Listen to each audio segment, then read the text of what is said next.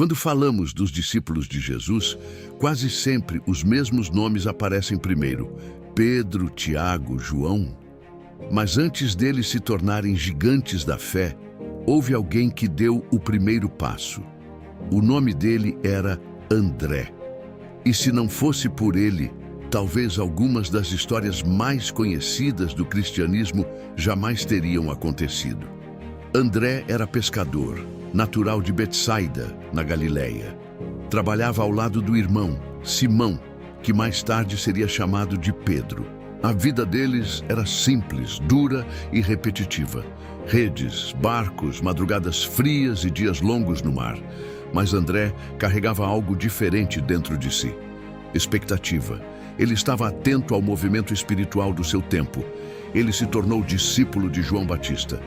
Isso já revela muito sobre seu caráter. João pregava arrependimento, confrontava autoridades, não era popular entre os poderosos. Segui-lo significava desejar algo verdadeiro, mesmo que isso custasse conforto. André queria o Messias, não apenas ouvir falar, ele queria encontrá-lo. E então o dia chegou. João Batista aponta para Jesus e declara: "Eis o Cordeiro de Deus." André não ficou parado. Ele foi atrás. Passou aquele dia com Jesus. Não sabemos o que foi dito, mas sabemos o efeito. André saiu dali convencido. Ele não disse "talvez seja". Ele afirmou: "Achamos o Messias." E sabe qual foi sua primeira atitude? Ele foi buscar o irmão. André poderia ter guardado a experiência para si. Poderia ter pensado em posição, reconhecimento ou vantagem. Mas sua reação foi imediata: compartilhar. Ele encontra Simão e o leva até Jesus. Esse simples gesto mudaria a história do cristianismo para sempre, porque aquele irmão que ele apresentou se tornaria Pedro, um dos maiores líderes da igreja primitiva. Esse padrão se repete ao longo dos evangelhos. André não aparece fazendo discursos grandiosos, ele aparece levando pessoas até Cristo. Quando 5.000 homens estavam com fome e os discípulos discutiam a impossibilidade da situação, foi André quem encontrou um menino com 5 pães e 2 peixes. Ele mesmo reconheceu que era pouco, mas apresentou mesmo assim. André entendia algo profundo.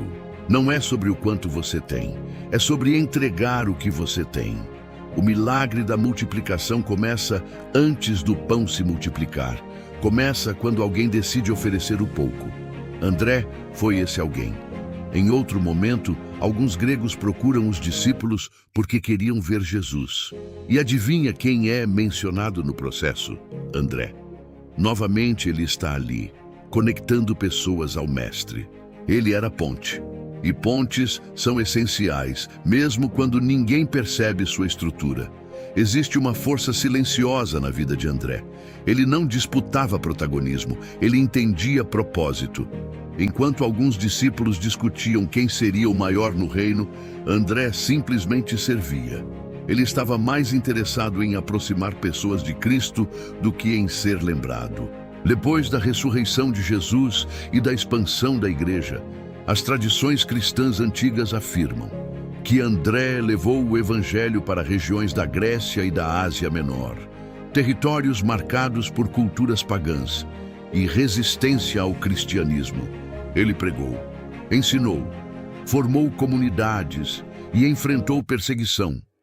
Segundo relatos históricos da tradição cristã primitiva, André foi condenado à crucificação. Disse que ele foi executado em uma cruz em formato de X, que ficou conhecida como Cruz de Santo André. Ao ser condenado, teria considerado-se indigno de morrer da mesma forma que seu mestre. Mesmo diante da morte, permaneceu firme. Não negou sua fé, não retrocedeu. O discípulo que começou buscando o Messias terminou entregando a própria vida por ele. A história de André nos confronta profundamente. Vivemos numa geração obcecada por visibilidade. Queremos palco, reconhecimento, números, destaque. André nos mostra outro caminho, o da fidelidade constante, o de fazer o que precisa ser feito, mesmo quando ninguém está aplaudindo. Talvez você nunca seja o mais citado. Talvez seu nome não apareça nos grandes títulos. Mas se você for ponte para que outros encontrem Cristo, seu impacto pode ser eterno. Pedro foi quem pregou para multidões, mas foi André quem o levou até Jesus. O milagre multiplicou pães, mas foi André quem apresentou o menino. Gregos queriam ver o mestre, mas passaram primeiro por André. Ele nos ensina que grandeza no reino de Deus não está no volume da voz, mas na constância da fé. E talvez o céu registre nomes que a terra quase esqueceu. No próximo episódio, vamos aprofundar o legado missionário de André e entender como o discípulo silencioso se tornou símbolo de perseverança até a morte, porque a história dele não termina na cruz. Ela começa ali como exemplo para todos nós.